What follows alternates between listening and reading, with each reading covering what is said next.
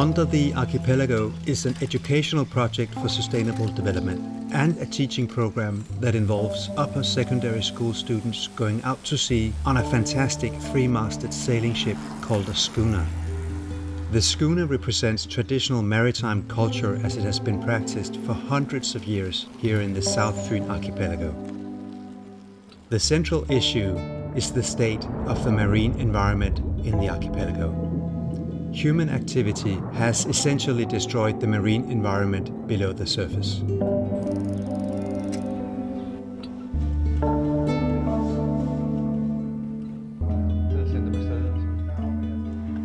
Under the Archipelago combines scientific field education with the empowerment of knowing your cultural heritage. The goal is to create awareness about the huge challenges that we face, but in a way that inspires hope and concrete action.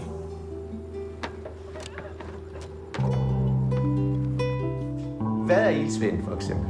Dejligt spørgsmål. Hvorfor er der iltsvind lige de her steder? Og hvad kan man gøre ved det? Det er jo 3 oplagte spørgsmål, som vi skal forholde os til. I 2 er sammen. Jeg ved ikke, hvordan fordeler I jer her. Sådan. Er I med på opgaven? Gødning, næringsstoffer, grundstoffer. Hvad er det, der sker, når der kommer mange næringsstoffer ud i havet, for eksempel? Det kan jeg ikke huske mig det. Der kommer mange næringsstoffer ud, så sker der en opblomstring af alger, ikke også? Af plankton og alger. Og de lever kort tid, så dør de. Og hvad gør de så? Så falder de i bunden, og så bliver det der klamme mos der i bunden. Jamen, hvorfor gør der det? De ligger vel bare... Det er døde, fordi det er døde planter, der bare ligger om. Ja, og hvad sker der med det? Hvem er det, som tager over og nedbryder det? Moder. Pløjse. Bakterier. Bakterier, ja. Og hvad skal bakterierne bruge som energi for at nedbryde? Næringsilt. Ilt, ja. Ja. Og så falder iltindholdet i vandet, fordi der kommer rigtig mange bakterier, som skal nedbryde alle de alger og organisk materiale, som ligger på bunden. Ikke? Og så sker der et fald i ilt. Okay.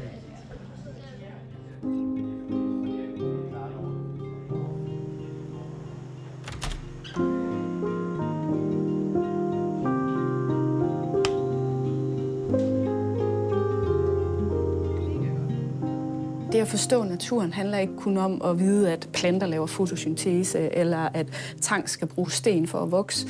Det handler om sådan en connectedness til naturen, som vi skal have genfundet. Man kan godt skrive i en bog, at det lugter rigtig dårligt, når der er iltsvind, men det er først, når man ligesom selv har prøvet at stå med næsen ned i det her mudder, man virkelig forstår, hvad det betyder. Hvis det skal virke, så skal man ud og have fingrene i det. Har de egentlig dem her på fylder? Ja, det tror jeg faktisk, de har. Smider de bøger ned også. Yes. Og så skal vi have nogle af de der bøtter med til vandprøver. Yes.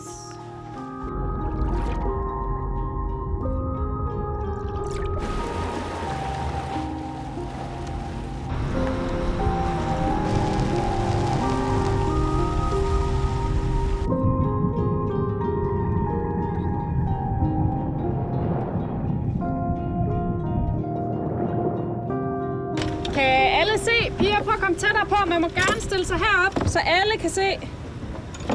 Ja. Så lige skal prøve at sende den her rundt.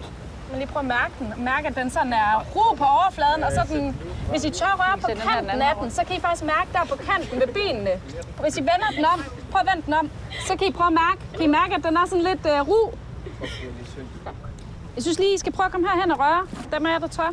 Prøv at se. Prøv at mærke det her. Kan I huske, vi snakkede om det der fedtemøg? Alle sammen, prøv lige at komme hen og røre. Prøv at se. Prøv lige at røre det. Kan I mærke, det er helt fedtet, ikke? Så det her, det er sådan en indikator på, at selvom vi finder rigtig mange spændende arter, så er der altså også nogle presfaktorer ude i havmiljøet. Godt. Så kan du sådan kramme hænderne lidt omkring, så sidder den lige der. Få den væk! Få den væk! Hjælp! Nej.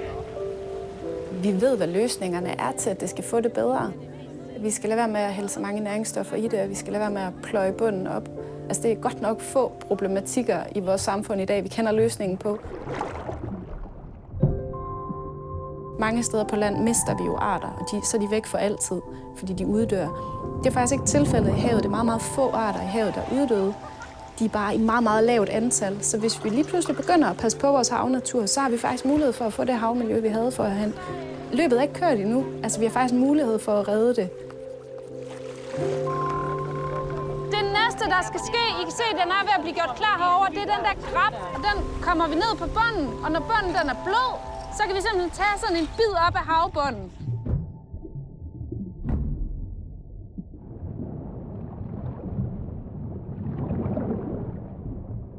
Så tager vi noget op her. Sådan der. Nu hørte jeg, at der er nogen, der siger, det lugter. Ved I, hvad der lugter nede i mudderet? Svovlbrænde. Jo, det er svovlbrænde. Det er faktisk det samme som, hvis man slår en prut, der lugter rigtig grimt. Det er også svovlen i den, ikke? Ja, det er der nogen, der kender dernede, ikke? Man kan både lugte det, og man kan se det. Kan I se, det er sådan helt sort? Det er svovlen, der gør, at det er helt sort. Sådan her. Den får I. Ja, så god. Men ikke nogen orme eller noget. Nej. Jeg kan ikke lugte op. Det lugter ligesom sådan det der vand på Island. Hvad er det der? Der er et dyr, der tager det. Okay. Der? Var der ikke noget, der bevægede der? Jeg ved ikke, hvad det er. Prøv at se, drenge. Hvis der er noget, der lever, så kan I lige putte det her, og så får I lige noget vand i. Heldigvis hiver de jo også nogle dyr op nogle steder, så man kan også se, at der findes faktisk noget liv nede på den her døde havbund. Og det er en af de ting, som er ret vigtigt for os, det her med. Det må ikke blive sådan en dommedagsfortælling. Der skal være et eller andet element af noget håb i det her. Værsgo! Kom op med den! Kom op med den! Så op nu! 3, 2, 1,